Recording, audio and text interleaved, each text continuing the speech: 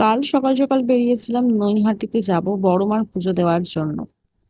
তো গিয়ে ভীষণ মনটা খারাপ হয়ে গেছিল, কারণ প্রথমত যে কাজের জন্য গেছিলাম, যে বড় মার মন্দিরে গিয়ে পুজো দেব, সেটা অলরেডি বন্ধ। তো যারা যারা ভাবছো যে বড় মার মন্দিরে গিয়ে পুজো দেবে, 18 তারিখ থেকে মেবি 25 অথবা 26 তারিখ পর্যন্ত পুজো বন্ধ থাকছে।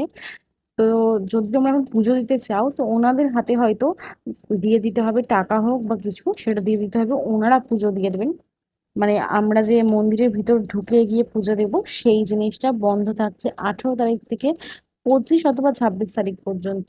তো গিয়ে দেখলাম যে বড় যে প্রতিমা সেটাও কমপ্লিট হয়নি, সবে মাটির কাজ হয়েছে, এখনো রং বাকি রয়েছে, অনেক কাজ বাকি রয়েছে। হয়তো আমি যদি রবিবার মানে আজকে যেতাম, তাহলে হয়তো গিয়ে রং করার পর যেটা সেটা দেখতে পারতাম।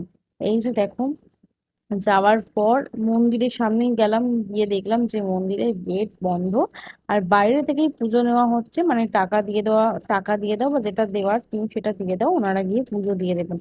তো আমি তো সেটা চাইনি, আমি ভেবেছিলাম যে মাকে যদি পুজোই দেবো, তো আমি নিজে থেকে সামনে থেকে পুজো দেবো ভক্তি ভরে। তো সেটা যখন পসিবল হলো না, তো আমি সেই জন্য আর পুজো দিইনি, হ্যাঁ বাড়ি চলে এলাম।